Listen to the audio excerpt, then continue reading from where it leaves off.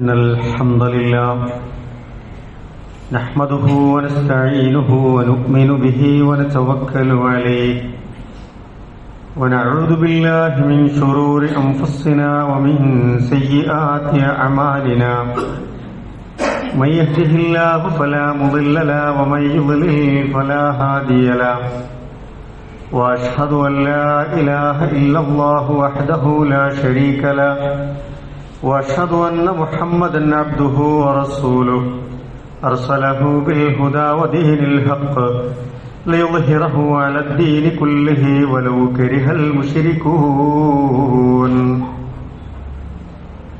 اللهم صل على محمد وعلى آل محمد كما صليت على إبراهيم وعلى آل إبراهيم وبارك على محمد وعلى آل محمد كما باركت على إبراهيم وعلى آل إبراهيم إنك حميد مجيد أما بعد فإن خير الحديث كتاب الله وخير الهدي هدي محمد صلى الله عليه وسلم وشر الأمور محدثاتها وكل محدثة بدعة وكل بدعة ضلالة وكل ضلالة في النار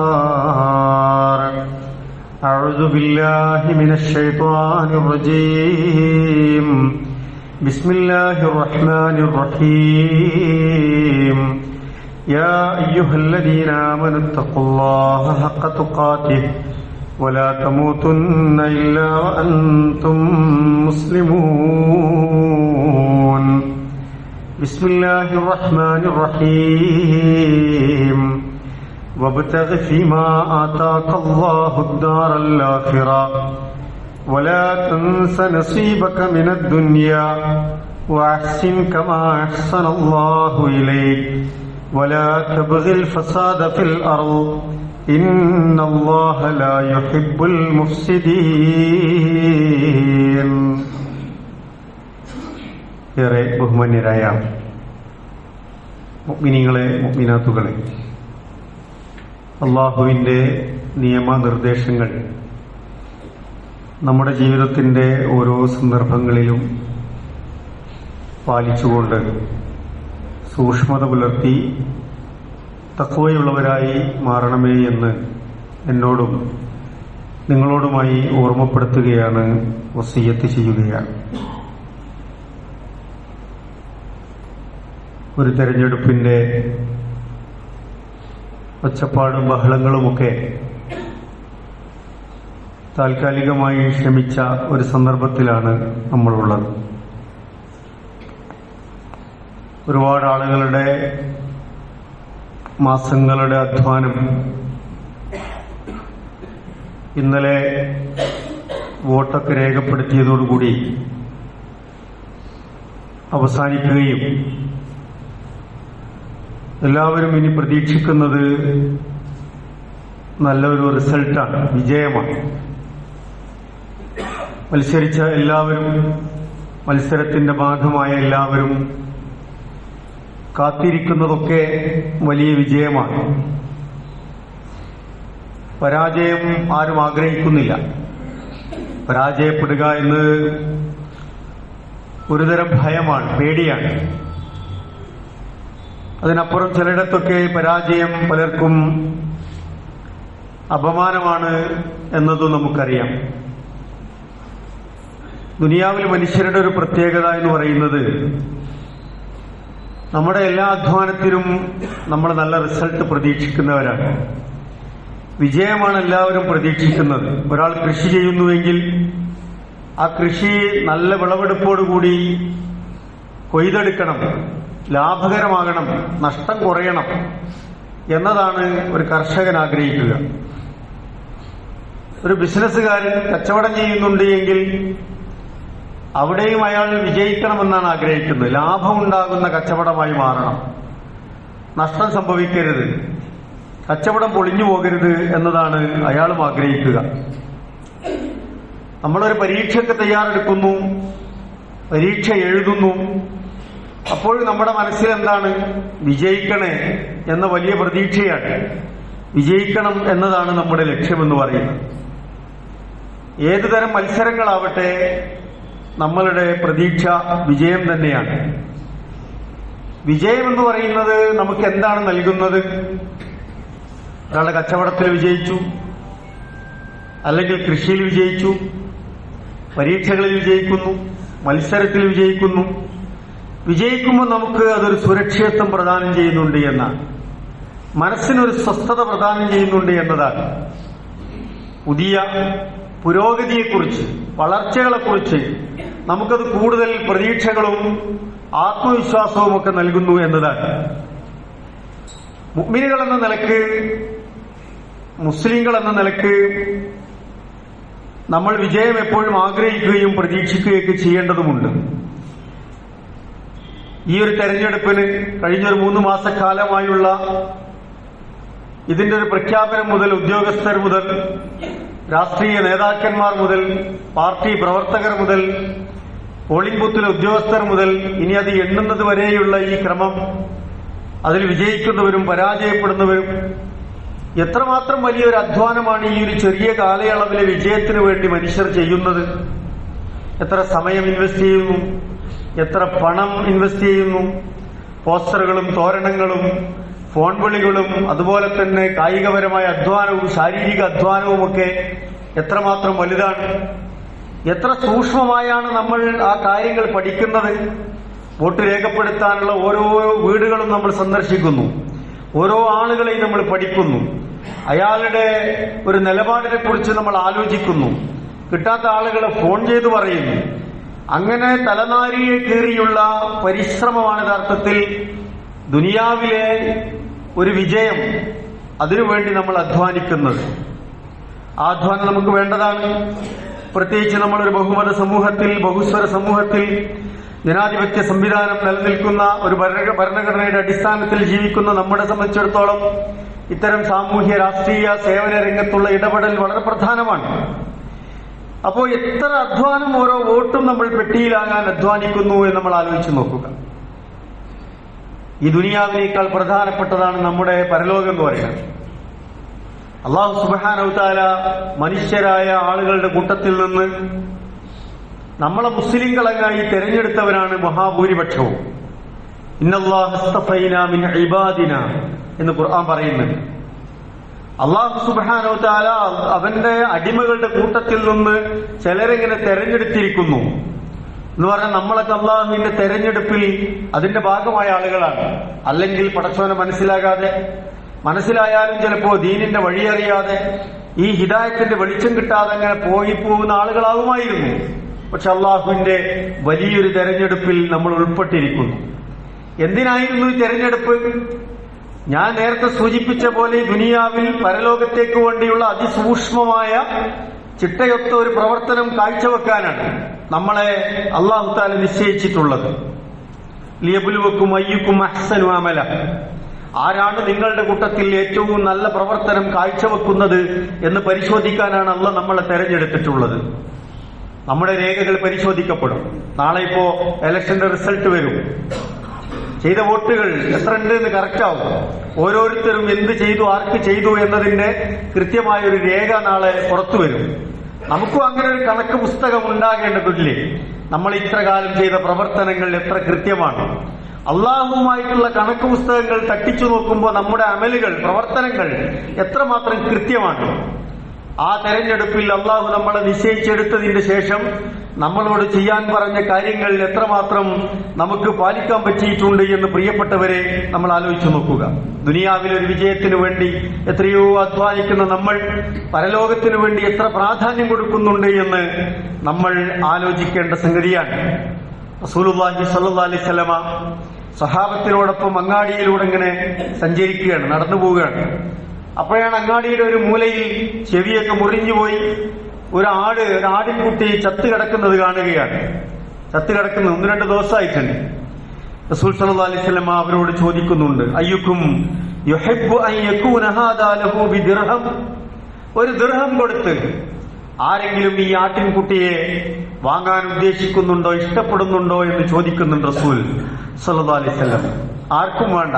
സഹാബികളെ പറഞ്ഞു, എന്താ റസൂലെ കിട്ടിയിട്ട് ഒരു കാര്യമില്ലല്ലോ, ആർക്കും വേണ്ട, എന്ത് ഗുണമുണ്ടത് കിട്ടിയിട്ട്, ഒരു ഗുണമില്ലല്ലോ എന്ന് പറയാൻ റസൂൽ സല്ലല്ലാഹു അലൈഹി വസല്ലം അവിടെ ഓർമ്മിപ്പിക്കുന്നുണ്ട് അവരോട്, ഫവല്ലാഹി അല്ലാഹുവാണേ ലിദ്ദുനിയാ ഹുവനു അലല്ലാഹി മിൻ ഹാദാ അലൈക്കും, ഇത് നിങ്ങൾക്ക് എത്രമാത്രം നിസ്സാരമാണോ, ഈ പറഞ്ഞത് എത്ര നിസ്സാരമായിട്ടാണ് നിങ്ങൾ കാണുന്നത്, അതിലുപരിയാണ് ഈ ദുനിയാവ് അള്ളാഹുവിന്റെ വിഷയത്തിൽ എന്ന് റസൂൽ സല്ലല്ലാഹു അലൈഹി വസല്ലം ഓർമ്മിപ്പിക്കാണ്.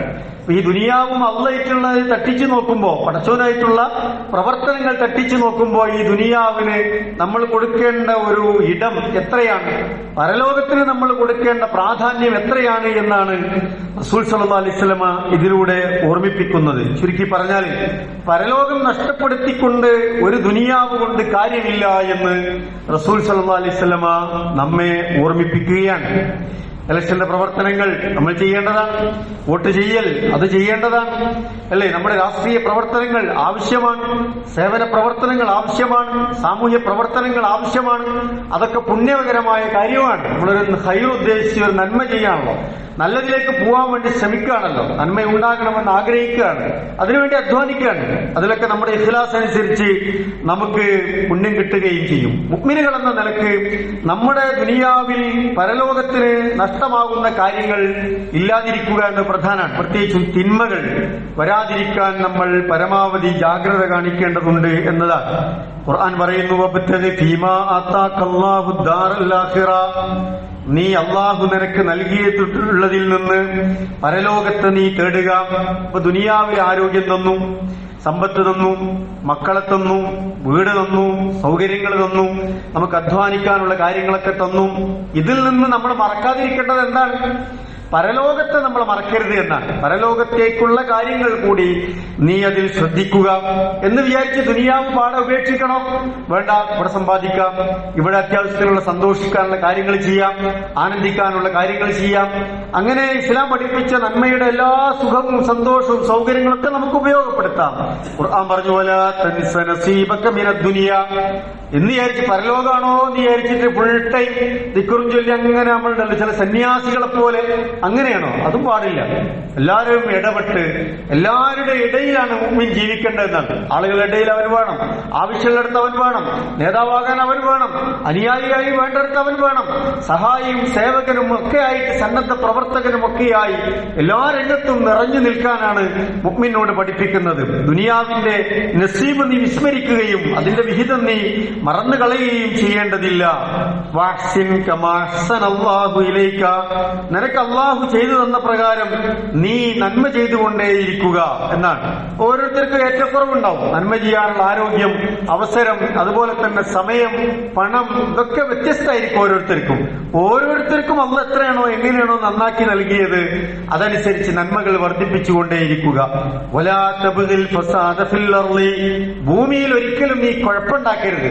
നിന്റെ കാരണം കൊണ്ടൊരു ഫിത്ന നാട്ടിലുണ്ടാകരുത്, കുടുംബത്തിലുണ്ടാകരുത്, നിന്റെ ജീവിതത്തിലും അതുണ്ടാകാതിരിക്കാൻ ശ്രദ്ധിക്കുക. ഖുർആൻ പറയാണ്, വലാ ഫസാദ വലാ തബ്ഗിൽ ഫസാദ ഫിൽ അർളി, ഭൂമിയിൽ കുഴപ്പമുണ്ടാക്കരുതെന്നതിനപ്പുറത്ത് കുഴപ്പമുണ്ടാകാൻ നീ ആഗ്രഹിക്കരുത് എന്നാണ്. അതൊരു മനോഭാവമാണ്, നമ്മുടെ മനസ്സിന്റെ ശുദ്ധിയാണ്. നമ്മൾ ചിലപ്പോൾ നേരെ പ്രത്യക്ഷത്തിലൊന്നും ഉണ്ടാവില്ല, പക്ഷെ അതിന്റെ പണിയൊക്കെ നമ്മളായിരിക്കും ചിലപ്പോ പിന്നണിയിൽ നിന്നെടുക്കുക. പല ആൾക്കാരും അങ്ങനെയായിരിക്കും, അണിയറ പ്രവർത്തകരായിരിക്കും, മുന്നിൽ കുറെ ആളുകളെ നിർത്തി ചെയ്യുന്ന പണികൾ ഉണ്ടാവും. അങ്ങനെ ഭൂമിയിൽ ഒരു നിലക്കുമുള്ള കുഴപ്പം നീ ഉണ്ടാക്കരുത്, ഉണ്ടാകാൻ നീ കാരണക്കാരനാവുകയും ചെയ്യരുത്. ഇന്നല്ലാഹ ലാ യുഹിബ്ബുൽ മുഫ്സിദീൻ, അല്ലാഹു ഒരിക്കലും ഫസാദ് ഉണ്ടാക്കുന്നവരെ ഇഷ്ടപ്പെടുകയില്ല എന്ന് ഖുർആൻ നമ്മളെ പഠിപ്പിക്കുകയാണ്. ആത്യന്തിക വിജയം മുഅ്മിനെ സംബന്ധിച്ചിടത്തോളം എന്താണ്? വിജയം റിസൾട്ട് നമ്മൾ ചർച്ച ചെയ്യുമ്പോൾ മുഅ്മിനെ സംബന്ധിച്ചിടത്തോളം ഒരു ആത്യന്തികമായ വിജയം എന്ന് പറഞ്ഞാൽ എന്താണ്? ഖുർആൻ അത് പറഞ്ഞു തരുന്നുണ്ട്. ആരാണ് യഥാർത്ഥത്തിൽ വിജയിക്കുക, ആരാണ് വിജയിയായി പ്രഖ്യാപിക്കപ്പെടുക? ഫമൻ സുഹ്സിഹ അനിൻ നാർ വഉദ്ഖിലൽ ജന്നത ഫഖദ് ഫാസ്. നാളെ പരലോകത്ത് നമ്മുടെ ഈ കണക്ക് പുസ്തകമൊക്കെ തുറന്നു വെച്ച് നമ്മൾ ചെയ്ത നന്മകളൊക്കെ രേഖപ്പെടുത്തിയ പുസ്തകം തുറന്ന് പ്രതിഫലമൊക്കെ കണക്കാക്കി, നരകത്തിന്റെ പ്രവർത്തനങ്ങൾ എന്തെങ്കിലും ഉണ്ടെങ്കിൽ തിന്മകളുടെ ഭാഗം കണക്കാക്കി എല്ലാത്തിനും പരിശോധിക്കപ്പെടുന്ന ഒരു സമയമുണ്ട്. ഒന്നും അങ്ങോട്ടും ഇങ്ങോട്ടും തെറ്റിപ്പോവില്ല. ഇവിടെ തന്നെ നമ്മൾ ഒരാളൊരു കള്ളവോട്ട് ചെയ്തു എന്ന് പറഞ്ഞാൽ നമ്മൾ അയാളെ വെറുതെ വിടോ? ഒരധികം ഒരു ചെയ്തു എന്ന് പറഞ്ഞാൽ അത് എന്തിനാണ്? അത്രയും ആ രേഖ വളരെ കൃത്യമാകാൻ വേണ്ടിയിട്ടാണ്. അത്ര സൂക്ഷ്മമായി അത് സംഭവിക്കാൻ വേണ്ടിയിട്ടാണ്. അള്ളാഹുവിൻ്റെതോ ഇതിനേക്കാളും വലിയ കൃത്യമായ വിവരങ്ങൾ സൂക്ഷിക്കപ്പെടുന്ന രേഖയാണത്. അവിടെ ആ കിതാബ് നമ്മുടെ കയ്യിൽ കിട്ടുമ്പോ നന്മയുടെ മൂല്യങ്ങൾ എത്ര ഉണ്ടാവും നമ്മൾ ആലോചിക്കും. തിന്മയാണോ കനം തൂങ്ങുക? നമ്മൾ വരുത്തിവെച്ച പ്രശ്നങ്ങളാണോ കനം തൂങ്ങുക? അതല്ല അള്ളാഹുവിനുള്ള ഇബാദത്തുകളും ദിക്റുകളും ശുക്റുകളും സ്വലാത്തും അത്തരം കാര്യങ്ങളാണോ കനം തൂങ്ങുക? നമ്മൾ ആലോചിക്കേണ്ടതുണ്ട്. ആരാണോ നരകത്തിൽ നിന്ന് അകറ്റി നിർത്തപ്പെടുകയും സ്വർഗത്തിലേക്ക് പ്രവേശിപ്പിക്കപ്പെടുകയും ചെയ്യുന്നത്, ഫഖദ് ഫാസ്, അവരാണ് യഥാർത്ഥ വിജയികൾ എന്ന് മുഅ്മിനുകളോട് ഓർമ്മിപ്പിക്കുകയാണ്. അപ്പൊ നമ്മളെ സംബന്ധിച്ചിടത്തോളം പ്രിയപ്പെട്ടവരെ, നന്മകൾ നഷ്ടപ്പെടുത്താതിരിക്കുക, തിന്മയുടെ വഴി സ്വീകരിക്കാതിരിക്കുക എന്നത് പ്രധാനപ്പെട്ടതാണ്. എന്നാ ദുനിയാവിന് ഇടപെടാതിരിക്കണം. ഇടപെടുമ്പോ നമുക്ക് നിശ്ചയിച്ച അതിർത്തികളുണ്ട്. ദുനിയാവിൽ നമ്മൾ ഇടപെടുമ്പോ ചില നിയമങ്ങളുണ്ട്. ദുനിയാവിൽ നമ്മൾ ഇടപെടുമ്പോൾ ചില പരിമിതികളുണ്ട്. ആൺ പെൺ ബന്ധങ്ങളിൽ പരിമിതികളുണ്ട്, അതിർത്തികളുണ്ട്. സംസാരത്തിന്റെ രീതികളിൽ പരിധികളുണ്ട്, അതിർത്തികളുണ്ട്. പണം സമ്പാദിക്കുന്നതിന്, വിനിയോഗിക്കുന്നതിന്, ചെലവഴിക്കുന്നതിനൊക്കെ അതിന് അതിർത്തികളുണ്ട്. ഓരോ നിലക്കും ഓരോന്നിനും അതിർത്തികളുണ്ട്, അതിന് നിയമങ്ങളുണ്ട്. എല്ലാം ഹലാലുമുണ്ട്, ഹറാമുമുണ്ട് എന്നത് നമ്മൾ മനസ്സിലാക്കണം എന്നത് പ്രത്യേകം നമ്മൾ ഓർമ്മയിൽ സൂക്ഷിക്കേണ്ടതാണ്. എതിരാളികൾ പരാജയപ്പെടും, അല്ലെ? നമ്മൾ ജയിക്കും, ചിലർ പരാജയപ്പെടും. പരാജയപ്പെടുത്താൻ കുതന്ത്രങ്ങൾ മെനയുന്നവരില്ലേ? തെറ്റായ വഴികൾ സ്വീകരിക്കുന്നവരില്ലേ? വളരെ മോശം തരംതാണ പ്രവർത്തനങ്ങൾ ചെയ്യുന്നവരില്ലേ? മുമ്മിനെ സംബന്ധിച്ചിടത്തോളം ഇതൊക്കെ പരലോകത്ത് അക്കൗണ്ട് ചെയ്യപ്പെടുന്ന കാര്യങ്ങളാണ്. നമുക്കതിൽ റോൾ ഉണ്ടാകാൻ പാടില്ല. നാട്ടിൽ അങ്ങനെ ഫസാദ് ഉണ്ടാക്കാൻ പാടില്ല. ഒരു നല്ല മനുഷ്യനെ മോശമായി ചിത്രീകരിക്കാനുള്ള പ്രചരണങ്ങൾക്ക് ഏറ്റവും കൂടുതൽ സാധ്യതയുള്ള ഒരു കാലത്ത് നമ്മൾ ജീവിക്കണേ. ആർക്കും അവനവന്റെ വീട്ടിലിരുന്ന് അവനവന്റെ മൊബൈലിൽ ചെയ്യാവുന്ന പണിയാണ് അതൊക്കെ. പക്ഷെ അതുകൊണ്ടുണ്ടാകുന്ന ഫിത്നകൾ എന്ന് പറയുന്നത് അത് ഒരു കൊലപാതകത്തേക്കാൾ ഏറ്റവും ഗൗരവമായാണ് അള്ളാഹ് കാണുന്നത്. അശദ്ദു മിനൽ ഖത്ൽ എന്നാണ്. ഒരാളെ കൊല ചെയ്യുന്നതിനേക്കാളും പ്രശ്നമാണ്, ഗൗരവമാണ് നാട്ടിൽ ഫസാദ് ഉണ്ടാകുക, ആളുകൾ തമ്മിൽ തെറ്റുക, കലഹങ്ങൾ ഉണ്ടാക്കുക, പരസ്പരം തമ്മിൽ തെറ്റാനുള്ള വഴികൾ ഒരുക്കി കൊടുക്കുക എന്നൊക്കെ പറയുന്നത്. ഈ ഒരു ഇലക്ഷന്റെ സാഹചര്യത്തിൽ പ്രത്യേകിച്ച് ഇനി റിസൾട്ടൊക്കെ വരുമ്പോൾ നമ്മളത് ഗൗരവത്തിൽ കാണേണ്ട വിഷയമാണ്. തിന്മ എന്ന് പറയുന്നത് എപ്പോഴും തിന്മയായിരിക്കും. പള്ളിക്കൽ വരുമ്പോൾ മാത്രമേ എല്ലാവരും ഒരു പ്രവർത്തനം പുറത്തിറങ്ങിയ തോന്നിയമായി അതില്ലല്ലോ. നമുക്ക് ദീനിന്റെ മാർഗമായി നമ്മൾ എപ്പം ചെയ്യുന്നതും നന്മയായിരിക്കാം. പള്ളിക്കൽ വന്നിട്ട് ഒരാൾ തിന്മ ചെയ്താലും പുറത്തു പോയൊരു തിന്മ ചെയ്താലും രണ്ടും തിന്മ തന്നെയാണ്. തിന്മക്ക് വേറെ നിർവചനമില്ല. തെറ്റെന്നും തെറ്റ് തന്നെയാണ് എന്ന നിലയ്ക്ക് നമ്മൾ കാണുക. നമ്മുടെ നാവിനെ നമ്മൾ സൂക്ഷിക്കണം. കുറ്റങ്ങൾ, കുറവുകൾ, ഏഷണി, പരദൂഷണം, ഇത്തരം കാര്യങ്ങൾക്കൊക്കെ നല്ല സ്കോപ്പുള്ളൊരു ടൈമായിരിക്കും അത്. പക്ഷെ നമ്മുടെ നാശം വരുന്ന സാഹചര്യത്തെ കുറിച്ച് നമ്മൾ ഗൗരവത്തിൽ ആലോചിക്കുക. ഒരാളുടെയും അഭിമാനത്തിന് ക്ഷതമേൽപ്പിക്കുന്നത് ശ്രദ്ധിക്കേണ്ട വിഷയമാണ്. റസൂൽ സല്ലല്ലാഹു അലൈഹി വസല്ലമ ഒരാളെ അയാൾ ചെയ്യാത്തൊരു കാര്യത്തിന്റെ പേരിൽ ഒരാളെ മോശമാക്കുന്നത്, ഒരാൾ ചെയ്യാത്ത കാര്യത്തിന് അയാളെ കുറ്റം പറയുന്നത്, ഒരാളുടെ ജീവിതത്തിൽ അയാളെ മാനക്കേടിലാക്കുന്നത്, അതിനെപ്പറ്റി വന്ന ഒരു ഹദീസ് കേട്ടാൽ നമുക്ക് ആ പണിക്കന്നെ പോകാൻ തോന്നില്ല. റസൂൽ സല്ലല്ലാഹു അലൈഹി വസല്ലമ പറഞ്ഞു, എന്താണ് അതിന്റെ ഗൗരവം? അയ്യൻകിഹ റജുലു ഉമ്മഹു, അയാളുടെ മാതാവിനെ വ്യഭിചരിക്കുന്നതിന് തുല്യമാണെന്ന് പറഞ്ഞു. എന്താണ് അതിന്റെ ഗൗരവം? ഒരാളെ മാനം കെടുത്തുക എന്നത്, ഒരാളെ അപമാനിക്കുക എന്നത്, അത് നേരിട്ടായാലും വാട്സപ്പിലായാലും സോഷ്യൽ മീഡിയയിലായാലും നമ്മുടെ ജീവിതത്തിലായാലും ആ പ്രവർത്തനം എന്ന് പറയുന്നത് അയാൾ സ്വന്തം മാതാവിനെ വ്യഭിചരിക്കുന്നതിന് തുല്യമാണ് എന്ന് റസൂൽ സല്ലല്ലാഹു അലൈഹി വസല്ലം നമ്മളെ ഓർമ്മിപ്പിക്കുന്നുണ്ട്. ഗൗരവമുള്ള വിഷയമാണത്. ഭരണം മാറി വരും, കാലാവസ്ഥകൾ മാറും, രാഷ്ട്രീയം മാറും. ഇന്ന് നിന്ന് രാഷ്ട്രീയ പാർട്ടിയിലായിക്കൊള്ളുന്നില്ല, നാളെ വേറൊരു ആളുകൾ നിൽക്കുക, അതൊക്കെ മാറി വരും. സാമൂഹ്യ സാഹചര്യങ്ങൾക്കനുസരിച്ച് പലതരത്തിലുള്ള കക്ഷികളുടെ കൂറുമാറ്റങ്ങളും അതുപോലെ തന്നെ പലതും മാറ്റം വരും. നമ്മൾക്ക് എന്നും കാണേണ്ടി വരും. പരസ്പരം കുടുംബങ്ങളായിരിക്കും, ബന്ധുക്കളായിരിക്കും, ഒരു നാടിന്റെ കെട്ടുറപ്പിന് ഒന്നിച്ചു നിൽക്കേണ്ടവരായിരിക്കും. അപ്പോ ആ കാര്യങ്ങളൊക്കെ നമ്മുടെ ശ്രദ്ധയിൽ ഉണ്ടാകുക എന്നത് പ്രധാനമാണ്. ഭരണം എന്ന് പറയുന്നത് ഇസ്ലാമിനെ സംബന്ധിച്ചിടത്തോളം, മുസ്ലിങ്ങളെ സംബന്ധിച്ചിടത്തോളം, മുസ്ലിമായി അധികാര കേന്ദ്രങ്ങളിൽ ഇരിക്കുന്നവരെ സംബന്ധിച്ചിടത്തോളം, അത് വാർഡിലാവട്ടെ, ബ്ലോക്കിലാവട്ടെ, പഞ്ചായത്തിലാവട്ടെ, ജില്ലാ പഞ്ചായത്തിലാവട്ടെ, നിയമസഭയിലാവട്ടെ, ലോകസഭയിലാവട്ടെ, രാജ്യസഭയിലാവട്ടെ, അല്ല, ഈ ഓരോ തലത്തിൽ നമ്മൾ നിശ്ചയിക്കപ്പെടുന്ന അമാനത്തുകൾ ഉണ്ടാവും. പ്രസിഡന്റ്, സെക്രട്ടറി തുടങ്ങിയ അധികാരത്തിൽ നമ്മൾ ആക്കിയ ആളുകൾ എന്ന് പറയുന്നത് വലിയ ഉത്തരവാദിത്തമാണത്. അതൊരു രസത്തിൽ ചേരുന്ന പരിപാടിയല്ല. അതിൽ വലിയ അമാനത്തിന്റെ ഒരു ഗൗരവം അതിലുണ്ട്. ഉത്തരവാദിത്തം ഏൽപ്പിക്കപ്പെട്ടവർ അവരുടെ ഉത്തരവാദിത്തം ഭംഗിയായി നിർവഹിക്കണം. അവരുടെ ജനങ്ങളുടെ കാര്യങ്ങൾ കൃത്യമായി പാലിക്കണം. നേതാവ് എന്ന് പറഞ്ഞ് അത് അഹങ്കരിക്കാനുള്ള വഴിയല്ല, അഹങ്കരിക്കാനുള്ള കാര്യമില്ല. അത് അള്ളാന്റെ ഒരു തൗഫീഖാണ്. നമ്മളെ നേതാക്കളാക്കി, നമ്മളെ പ്രസിഡന്റാക്കി, നമ്മുടെ വാർഡിലെ മെമ്പറാക്കി, ഉത്തരവാദപ്പെട്ട ഒരു പോസ്റ്റിലേക്ക് ആക്കി എന്നൊക്കെ പറഞ്ഞാൽ അത് ആളുകളുടെ അംഗീകാരവും പടച്ചോന്റെ ഒരു തൗഫീഖുമാണ് എന്ന് നമ്മൾ മനസ്സിലാക്കുക. അപ്പൊ നമുക്ക് എന്താ വേണ്ടത്? നല്ല വിനയം ഉണ്ടാകുക എന്നുള്ളതാണ്. നീതി നടപ്പിലാക്കാൻ പറ്റുന്നവരാകുക എന്നുള്ളതൊക്കെ പ്രധാനപ്പെട്ട കാര്യങ്ങളാണ്. ഇന്നല്ലാഹു യഅ്മുറു ബിൽ അദ്ലി വൽ ഇഹ്സാൻ. അല്ലാഹു തആല നീതി നടപ്പിലാക്കുന്നത്, നന്മ ചെയ്യുന്നതാണ് ഇഷ്ടപ്പെടുന്നത് എന്ന് നമുക്ക് കാണാൻ കഴിയും. നീതി നടപ്പിലാക്കുന്ന ഒരു ഭരണകർത്താവ്, നീതി നടപ്പിലാക്കുന്ന അമാനത്തേൽപ്പിക്കപ്പെട്ട ഒരാൾ, അയാൾക്ക് അത് ഇഖ്ലാസോടുകൂടി ആത്മാർത്ഥമായി പടച്ചോന്റെ തൗഫീഖ് അനുസരിച്ച് അയാൾ ചെയ്യുകയാണെങ്കിൽ അയാൾക്ക് എന്താ കിട്ടുക? യുളില്ലുഹുമുല്ലാഹു ഫീ ളില്ലിഹി ലാ ളില്ല ഇല്ലാ ളില്ലിഹി. പരലോകത്ത് നാളെ വിചാരണ നടക്കുമ്പോ എല്ലാവരും ഒരു തണലാഗ്രഹിക്കുന്ന ഒരു സമയം ഉണ്ടാവും അത്രേ. ആ സമയത്ത് പടച്ച റബ്ബിന്റെ തണല് കിട്ടാൻ ഭാഗ്യം കിട്ടുന്ന മനുഷ്യനാണ് അയാൾ എന്നാണ്. അപ്പൊ അത് വലിയൊരു പുണ്യം കൂടിയാണ് എന്ന് നമ്മൾ മനസ്സിലാക്കുക. റസൂൽ സല്ലല്ലാഹു അലൈഹി വസല്ലം പറഞ്ഞു, ആരാ ഉത്തമ നേതാവ്, ആരാ മോശം നേതാവ്? റസൂൽ പറയാണ്, അവർ നിങ്ങളെ ഇഷ്ടപ്പെടുന്നുണ്ട്. നേതാക്കന്മാർ അനുയായികളെ ഇഷ്ടപ്പെടുന്നു, അനുയായികളോ അവരെ ഇഷ്ടപ്പെടുന്നു. നല്ലൊരു നേതാവിന്റെ ലക്ഷണം പറയാണ്, വയുസല്ലൂന അലൈക്കും വതുസല്ലൂന അലൈഹിം. നിങ്ങൾ അവർക്ക് വേണ്ടി പ്രാർത്ഥിക്കുന്നുണ്ട്. അനുയായികൾ നേതാവിന് വേണ്ടി പ്രാർത്ഥിക്കുന്നു, നേതാവോ അനുയായികൾക്ക് വേണ്ടി പ്രാർത്ഥിക്കുന്നു. ഇപ്പോഴും അങ്ങനെയാണോ? കൂടെ നടക്കാനൊക്കെ ആളുണ്ടാവും, പക്ഷേ പാര വെക്കുന്നവർ, തിരിച്ച് ലഅനത്തിന് വേണ്ടി ദുആ ചെയ്യുന്നവർ ഒക്കെ അനുയായികൾ കൂട്ടത്തിലുണ്ടാവും. ഇത് തിരിച്ചാണ്. നല്ല നേതാവും നല്ല അനുയായികളും അങ്ങനെയാണ്. ശ്രേഷ്ഠരായ ഭരണാധികാരികൾ അങ്ങനെയാണ്. റസൂൽ പറഞ്ഞു, ശിറാറു അയിമ്മത്തിക്കുമുല്ലദീന തുബ്ഗിലൂനഹും വയുബ്ഗിലൂനകും. മോശം നേതാക്കന്മാരാരാണ്? നിങ്ങൾ വെറുക്കുന്നവരാണവർ. അവർ നിങ്ങളെയും വെറുക്കുകയാണ്. ഇങ്ങോട്ട് വലിയ താല്പര്യം ഉണ്ടായിട്ടൊന്നല്ല, അവരുടെ സ്വാർത്ഥമായ താല്പര്യങ്ങൾക്ക് വേണ്ടി ഇങ്ങനെ ചില നീക്കുപോക്കുകൾ, അഡ്ജസ്റ്റ്മെന്റുകളൊക്കെ ആയിരിക്കും അവർ നടത്തുക. അവർ നിങ്ങളെ ശപിക്കുന്നു, നിങ്ങൾ തിരിച്ചവരെയും ശപിക്കുന്നു. ഇങ്ങനെ നികൃഷ്ടരായ ഭരണാധികാരികൾ ഉണ്ടാകുന്നു എന്ന് പറയാൻ. അധികാരം നമ്മളിപ്പോ പല വാഗ്ദാനങ്ങളും കൊടുത്തിട്ടുണ്ടാവും. കൂടെ നടന്നവർ, പ്രവർത്തകർ, വാർഡിൽ ജയിക്കുന്നവർ, മറ്റ് കേന്ദ്രങ്ങളിൽ എത്തുന്നവർ, വലിയ വാഗ്ദാനങ്ങൾ. വാഗ്ദാനം ഇസ്ലാമിൽ കരാർ, വാഗ്ദാനം എന്നൊക്കെ പറഞ്ഞാൽ ഗൗരവമുള്ള കാര്യമാണ്.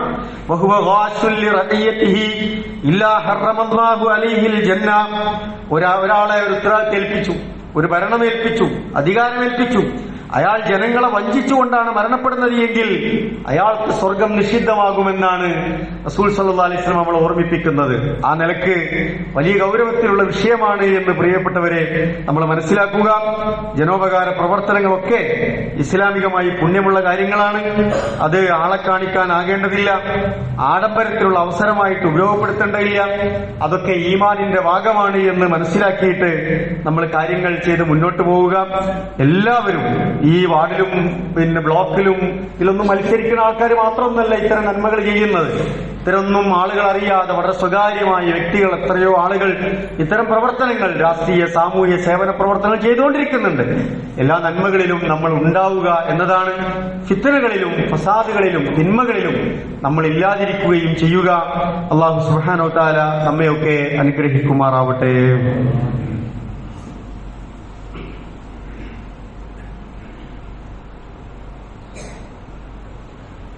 അൽഹംദുലില്ലാഹ് വസ്സലാത്തു വസ്സലാമു അലാ റസൂലില്ലാഹ് വഅലാ ആലിഹി വസഹ്ബിഹി അജ്മഈൻ. അമ്മാ ബഅദ്.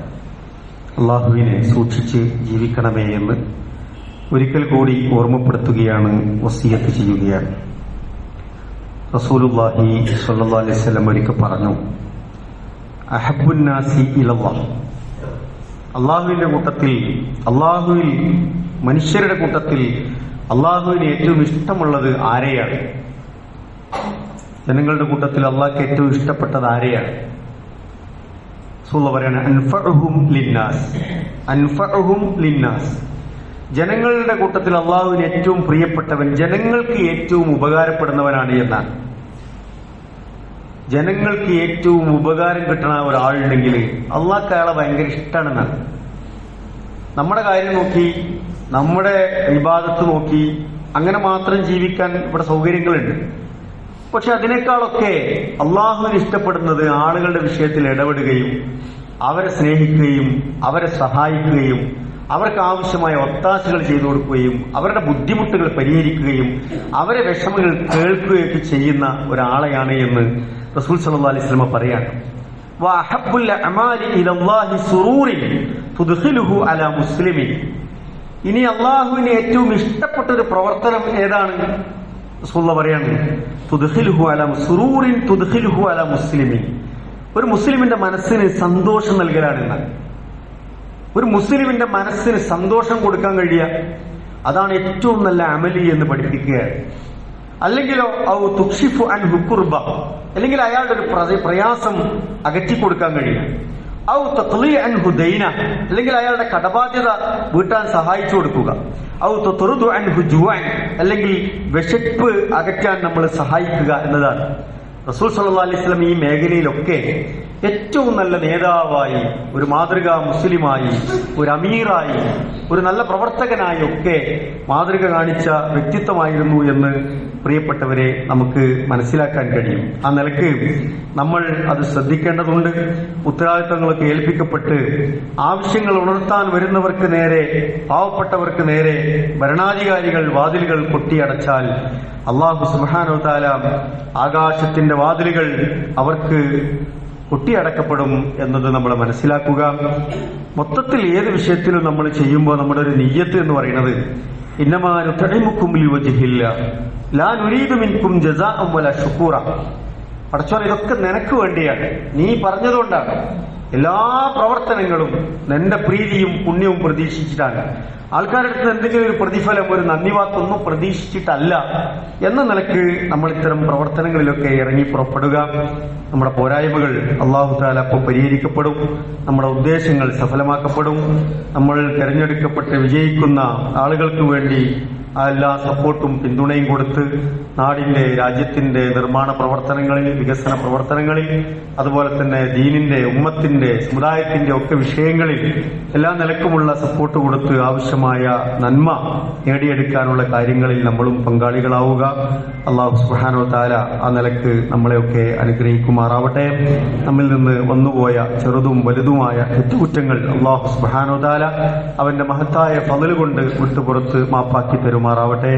അല്ലാഹുവേ, ഞങ്ങളിൽ നിന്ന് മരണപ്പെട്ടുപോയ ഞങ്ങളുടെ മാതാപിതാക്കൾ, ബന്ധുമിത്രാദികൾ, ഞങ്ങളുടെ കുടുംബങ്ങൾ, ഞങ്ങളുടെ പ്രിയപ്പെട്ടവർ, ഞങ്ങളുടെ ഇണകൾ, സഹോദരങ്ങൾ, സഹോദരിമാർ, ഗുരുനാഥന്മാർ, നേതാക്കന്മാർ, പണ്ഡിതന്മാർ, അതുപോലെ തന്നെ ഞങ്ങളുടെ മഹലിൽ നിന്ന് മരണപ്പെട്ടുപോയ പ്രിയപ്പെട്ടവർ, അള്ളാഹുവെ, എല്ലാവർക്കും നീ മഗ്ഫിറത്തും മർഹമത്തും നൽകി അനുഗ്രഹിക്കണമേ റഹ്മാനെ. അവരുടെ ഖബർ ജീവിതം നീ വെളിച്ചവും വിശാലവുമാക്കി കൊടുക്കണ റഹ്മാനെ. നാളെ നിന്റെ ഉന്നതമായ സ്വർഗത്തിൽ ജന്നാത്തുൽ ഫിർദൗസിൽ അവരെയും ഞങ്ങളെയും നീ ഒരുമിച്ച് കൂട്ടി അനുഗ്രഹിക്കണമേ റഹ്മാനെ. അള്ളാഹുവെ, ഭീതിതമായ നരകത്തിൽ നിന്ന് ഞങ്ങളെയും അവരെയും നീ കാത്തു രക്ഷിക്കണമേ റഹ്മാനെ. മാരകമായ രോഗങ്ങളിൽ നിന്ന്, മാറാരോഗങ്ങളിൽ നിന്ന്, കഠിനമായ പരീക്ഷണങ്ങളിൽ നിന്ന്, കണിശമായ വിചാരണകളിൽ നിന്ന്, കത്തിജ്വലിക്കുന്ന നരകത്തിൽ നിന്ന് അള്ളാഹുവെ, ഞങ്ങളെയും ഞങ്ങളുടെ പ്രിയപ്പെട്ടവരെയും ഒക്കെ നീ കാത്തു രക്ഷിക്കണമേ റഹ്മാനെ. അള്ളാഹുവെ, ഞങ്ങളുടെ മാതാപിതാക്കൾക്ക് നീ പുറത്തു കൊടുക്കണ റഹ്മാനെ. അവർക്ക് നീ ആയുസ്സും ആരോഗ്യവും നൽകി അനുഗ്രഹിക്കണമേ റഹ്മാനെ.